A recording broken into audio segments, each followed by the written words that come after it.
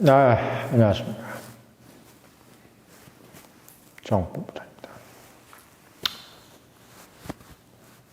이건 보니까 오늘 국제면 뉴스를 보니까 오늘 뭐 이스라엘이 또 이제 뭐 탱크를 진입을 시킨 것 같더라고요. 하마스 쪽으로 이제 탱크를 진입을 시켰는데 참 영감님들 말이 참 틀린 말이 없습니다. 내일 보면은 전쟁이 일어났다. 그러니까 영감님들 하는 얘기가 오래 끌 것 같다. 이렇게 얘기를 딱 하시더라고요. 우크라이나 전쟁 딱 일어날 때도 제가 아시는 영감님들한테 전쟁 얼마나 갈 것 같습니까? 그러니까 아마 둘 다 죽기 살기가 죽을 지경까지 갈 거다. 상당히 장기전이 될 거다. 이렇게 얘기했는데 처음에 들을 때는 그 러시아가 압도적으로 이기지 않겠나. 이런 생각도 들고, 그 국력의 크기도 그렇고, 러시아가 뭐 사실 아무리 이빨 빠진 호랑이라고 해도, 예전에 명색이 소련이었는데, 그 뭐 나라 하나 접수 못하겠나, 이렇게 생각했는데 벌써 상당히 시간 갔잖아요. 이스라엘 전쟁도 이게 보니까, 상당히 오래 끌 것 같죠? 네, 오래 끌 것 같아요. 네. 그래서 보니까 이제, 역사에 참 교훈들이 좀 있어요. 특히 이제 이번에 그 우크라이나 전쟁하고 팔레스타인 전쟁을 보면서 느끼는 건데, 베트남전을 이제 연상을 하면 될 것이다라고 이제 뭐 국제정치학에서 말씀을 좀 하셨습니다. 그래서 그 얘기를 좀 전해드리는데. 그러니까 제가 뭐 이제 주워 듣는 얘기들은 뭐 증권 얘기도 그렇고 경제적인 어떤 뭐 부분도 그렇고 정치 이런 부분도 그렇고 제가 뭐 되게 유식해서 이런 것보다는 만나시는 분들이 하는 얘기를 좀 전해드리는 거죠. 물론 그 만나시는 분들의 출처도 불분명하긴 해요. 근데 이제 제가 이제 뭐 지금까지 인생 살아오면서 너무 이렇게 인생을 또 비주류로 산 게 아니기 때문에 뭐 만나시는 분들도 그렇게 뭐 아주 허접한 사람들은 아닙니다. 다만 이제 전해드리는 것은 뭐냐면 일반 공중파에서는 대한민국의 나라가 참 뭐 라인을 서야 되는 나라잖아요. 그러니까 보수 언론에서는 또 보수 얘기만 해야 되고 또 진보 언론에서는 또 진보 얘기만 해야 되고 이런 거기 때문에 그 석학들의 섭외가 상당히 어떻게 보면 당파에 연연을 하는 거지. 그러다 보니까 이제 좀 중간적인 얘기를 하지 못하는 거예요. 뭐 지난번에 우리 노커TV에서 박승혁 작가 불러다가 기자가 그렇게 다구치는 것도 그 기자가 뭐 잘못이겠습니까? 그 노커TV라는 TV 자체가 보니까 이준석을 상당히 좀 옹호하고 조국 같은 경우를 상당히 좀 옹호하는 그런 어떤 성향이 강하다 보니까 박승혁 작가가 그렇게 뭐 조국 까고 이준석 깠는데 그거 좋아하겠어요? 특히 이제 뭐 금융 카르텔하고도 상당히 좀 연관이 돼 있는 것 같으니까 아주 그냥 뭐 박수영 작가가 옳다 그러다가 중요한 게 아닌 그런 상황으로 이제 몰고 가는 거지.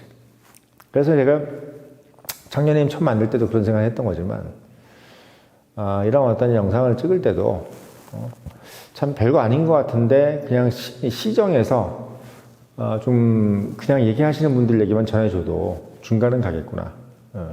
왜? 워낙 편협하게 방송을 하니까 뭐 유튜브도 그렇고 뭐 슈카월드나 뭐 3프로니 뭐 이런 데도 그렇고 워낙 이제 구독자가 많다 보니까 본인들한테 광고 주는 회사들 또는 뭐 그런 사람들 권력자들이 눈치 볼 수밖에 없으니까 객관적인 방송을 못 하잖아요. 그리고 뭐 또 그 주제랑도 관련 없는 얘기들 잘 못 하고 뭐 이런 것들 그런 부분 때문에 제가 말씀을 드린 겁니다. 근데 아무튼 뭐 이 전쟁 관련돼 가지고 사실 뭐 제 전공이기도 하지만 얘기를 좀 들어보니까 이게 이제 베트남전을 보면 연상을 해보면 이제 앞으로 이제 우크라이나 전쟁이라든지 또는 팔레스타인 전쟁이 이제 미래가 보인다는 거지. 어떤 부분에서 그러냐? 저도 이제 베트남전 상당히 참 유심히 생각을 했습니다. 특히 이 영상을 보시는 이제 청년들한테도 사실 좀 이야기를 해주고 싶은 얘기인데 이 전쟁이라는 것은 베트남전을 통해서 보면 좀 느낌이 확실하죠. 그러니까 베트남전이 1946년에 시작을 했어요. 45년에 전쟁이 끝났잖아요. 태평양 전쟁이 끝났는데 태평양 전쟁이 끝나고 나서 46년도에 프랑스 애들이 다시 들어온 거야. 왜? 욕심이 나니까. 그러니까 나치 독일이 이제 항복을 하고 프랑스가 이제 어떻게 보면 나라를 다시 찾았잖아요. 그러면 이제 영국이나 이런 나라들은 다 독립을 시켜주는데 인도도 독립시켜주고 1945년도에 독립된 나라가 많습니다. 한국도 독립했지만 영국도 그러니까 인도도 독립을 하고 또 뭐 인도네시아라든지 이런 데도 이제 독립을 다 많이 했죠. 근데 이제 이 베트남이 프랑스령이었는데 일본 애들이 나가니까 프랑스 애들이 다시 들어온 거야. 베트남으로.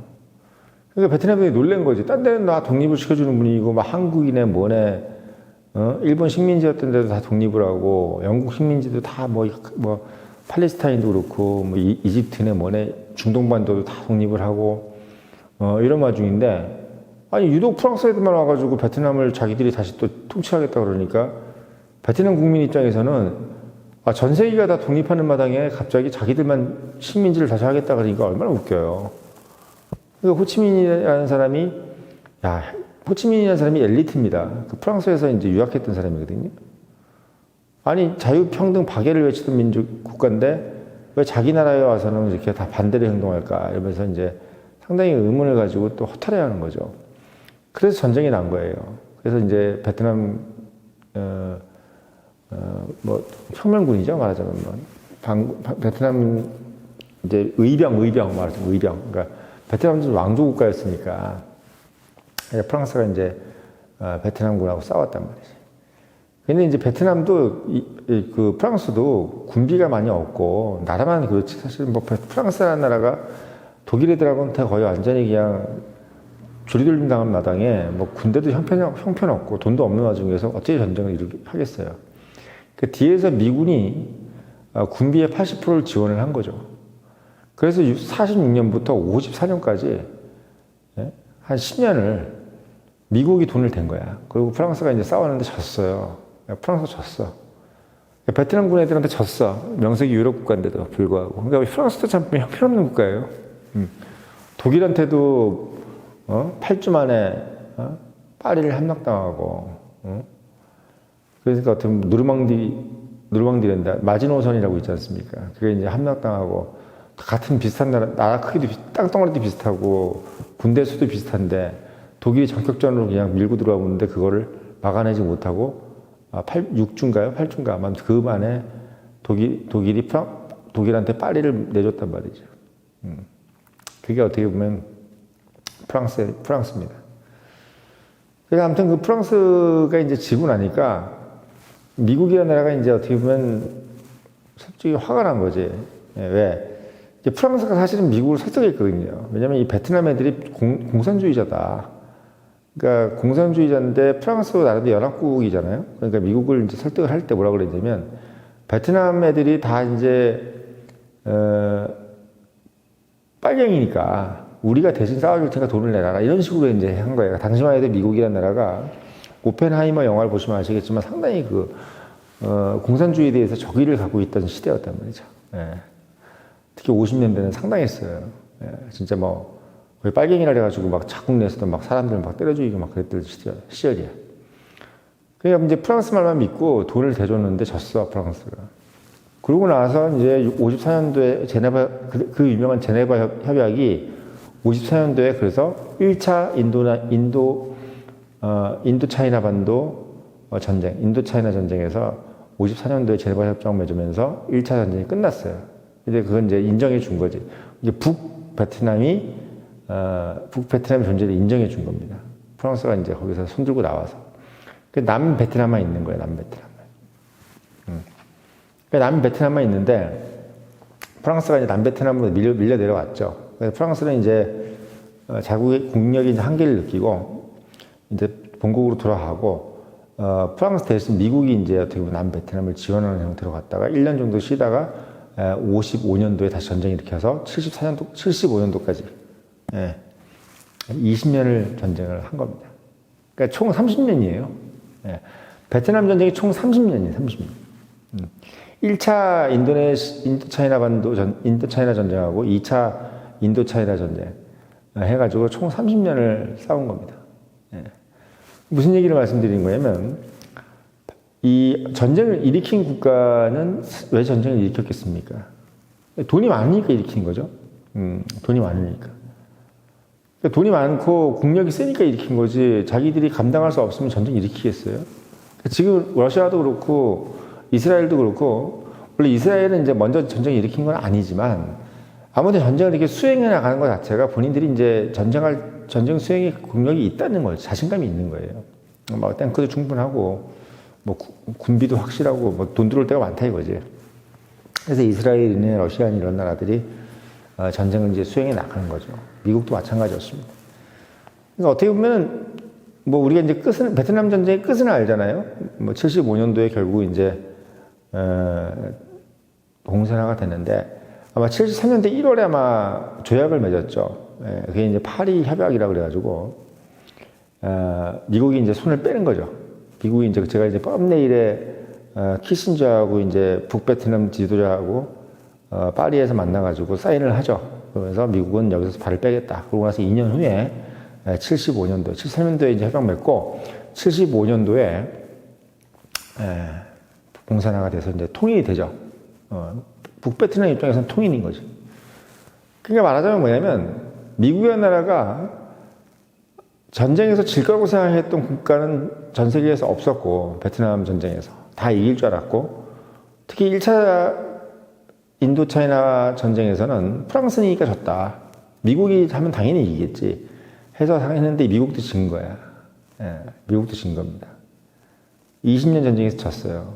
그러니까 30년을 1차 전쟁에서는 미국이 지원만 했고 2차 전쟁에서는 본인이 직접 참여했다는 얘기지. 그러니까 무슨 얘기냐면, 우크라이나도 지금 미국이 지원해주는 형태로 돼 있잖아요. 벌써 2년 지났습니다.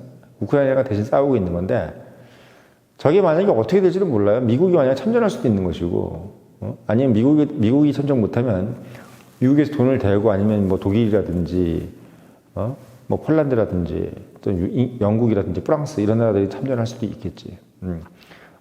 결국 이제 전쟁이 상당히 장기화될 거란 얘기예요. 장기화될 거란 얘기입니다. 그럼 이 장기화되는 전쟁은 왜 장기화되느냐? 전쟁 일으킨 나라가 일단은 상당히 큰 나라만 전쟁을 일으키는, 작은 나라는 전쟁을 안 일으켜요. 전 세계에서 작은 나라가 전쟁을 일으키는 경우는 별로 없습니다.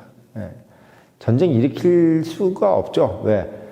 전쟁이 소모전이기 때문에 돈이 많이 든단 말이죠. 그러니까 미국이라든지 러시아라든지 중국 뭐 이런 정도 돼야 일단 전쟁 일으키겠다는 어떤 마음을 가질 수가 있어요. 독일도 대단한 거야, 어떻게 보면. 독일도 전쟁을 일으킬 만한 그런 국력이 안 돼. 따지고 보면 지금 현대전에서는. 그러니까 당신은 어떻게 전쟁을 일으킬 수 있었느냐? 본인들이 이제 점령을 해가지고 러시아니 우크라이나 이런 데 점령해서 유전을 뺏겠다고 해서 전쟁을 일으킨 거지. 일으키게 생각을 한 거지. 본인 그 정도, 독일 정도의 그 영토라든지 국민 그 인구수 가지고 전쟁 일으킨 것 자체도 상당히 무리수입니다. 무리수. 무리수예요.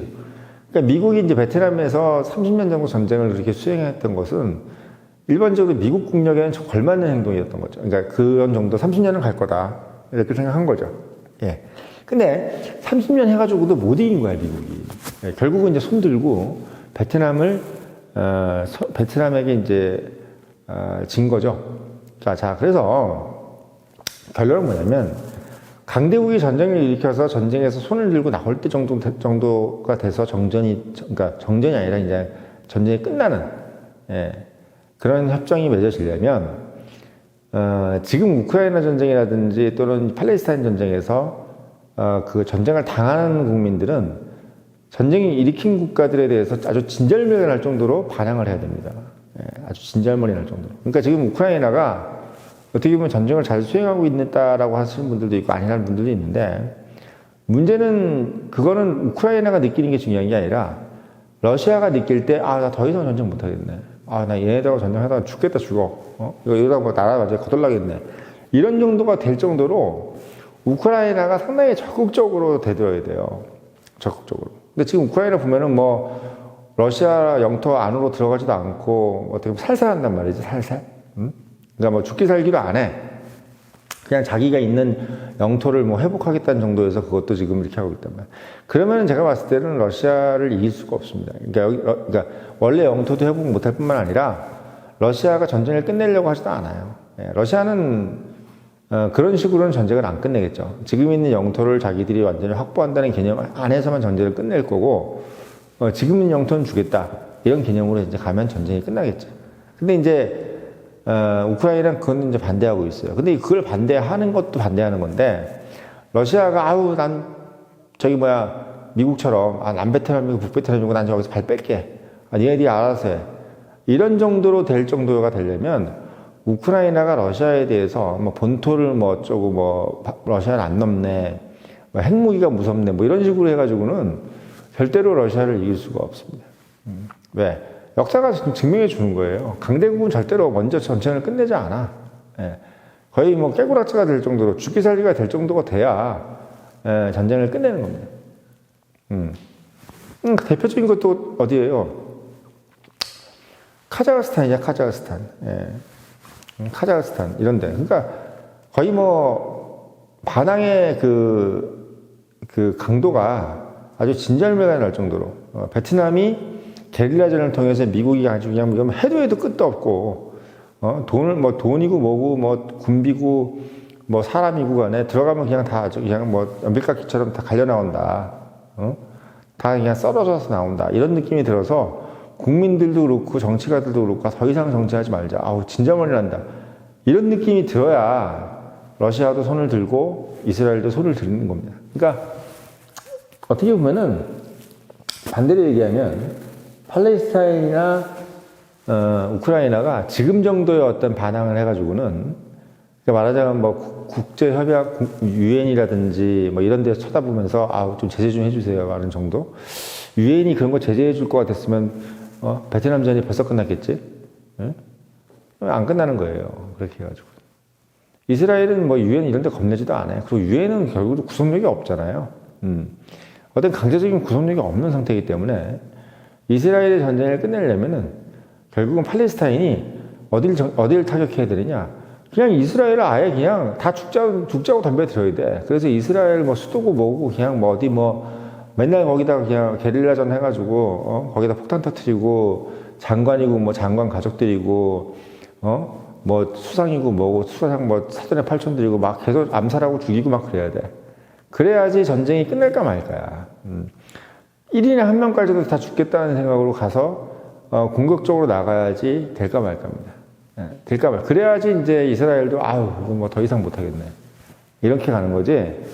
이렇게 예를 들면 선처를 베풀어 달라는 식으로, 이렇게 해서 한다는 것은 이스라엘 입장에서는 받아들일 수가 없는 거죠. 왜? 지금 형태가 이스라엘도 이스라엘 영토 안에 지금 하마스가 있잖아요. 팔레스타인이라는. 그러니까 되게 특이한 구조야, 이스라엘이. 그러니까 우리나라로 따지면 우리나라의 적군이, 예를 들면 우리가 남북이 갈려있지만 우리가 통일을 했어. 북한과 통일을 했는데, 북한을 추종하는 상당한 강력한 어떤 강경파들이 한 몇백만 명이 있었던 거야. 이 사람들을 그냥 어디 함경도 같은 데다 격리시켜 놓고 그 사람들끼리 살게 만드는 거야. 아니면 이 몇백만 이런 거지. 난 죽겠다. 근데 이제 인명을 몇백만씩 죽일 수 없으니까 니네들끼리 자치를 해라. 그럼 이건 전체가 다 대한민국을 할 테니까 당신들이 그냥 거기 안에서 자치를 해. 대신 그 안에서 니네들 법대로 하는데 니네들은 절대로 유엔이나 공식적인 국가는 아니야. 이런 식으로 갔는데 그 사람들이 예를 들면 서울로다가 로켓포를 쏘고 이랬단 말이야. 그럼 어떻게 되는 거야? 우리나라가 국군이 들어가가지고 싹쓸이를 하는 거죠. 이제 인정할 수가 없는 거, 거기서 미사일이 날라왔기 때문에. 그러니까 그 미사일이 이스라엘 지도부나 이런 데서 국민이나 이런 데서 참을 수 없을 정도로 자주 날라오고, 그런 어떤 반격이 참을 수가 없을 정도로 진절머리가 날 정도가 돼야 이스라엘이 먼저, 그냥 너희도 그냥 거기 사는 데로 인정해 줄 테니까, 우리 옛날로 다시 돌아가자. 옛날로 다시 돌아가자는 얘기가 나오는 거야. 근데 옛날로 다시 돌아갈 생각이 없는 거야, 이스라엘은 지금. 요번 참에 그냥 완전히 내 국토로 만들어 버리겠다는 생각을 하는 겁니다. 내 국가로 그냥 싹. 더 이상 이렇게 같이 공존하고 이런 것도 지겹다. 이제 하마스니 뭐니 이런 것들도 인정하고 싶지도 않고, 그런 방향으로 가고 싶은 겁니다. 요번에 아니면은 이제 앞으로 몇백 년 동안 계속 이 모양 요 꼴로 살아야 된다는 생각을 하는 거예요. 그건 이제 러시아도 마찬가지지. 러시아도 지금 우크라이나하고 여기서 사생결단을 내서, 우크라이나 동쪽에 있는 러시아 국민들을 우리 국민으로 다 데려오고, 나름도 되게 완충 지역을 만들어야 된다는 생각을 하고 있는데, 우크라이나가 예를 들면 옛날 영토로 다시 복귀하고, 너희들은 침략했던 데 이전으로 다시 돌아가야 된다 그러면 러시아는 절대 받아들이지가 않고, 또 받아들일 이유도 없어요. 국력도 자기들이 많고, 또 러시아하고 이렇게 대치되어 있는 상황이 러시아는 그렇게 힘들지가 않은 거야, 아직은. 견딜만 한 거예요. 분비를 많이 드는데 견딜만 한 거야. 또 이 전시경제라는 게 돈이 많이 드는 것은 있어도 또 나름은 또, 장점도 있어. 그래서 그런 부분들 때문에 러시아는 전쟁을 이제 그만둘 생각이 없는 거죠. 결론은 뭐냐면, 우크라이나나 팔레스타인이나 상대 국가에 대해서 러시아나 이스라엘에 대해서 참을 수 없을 정도의 진절머리를 만들지 않으면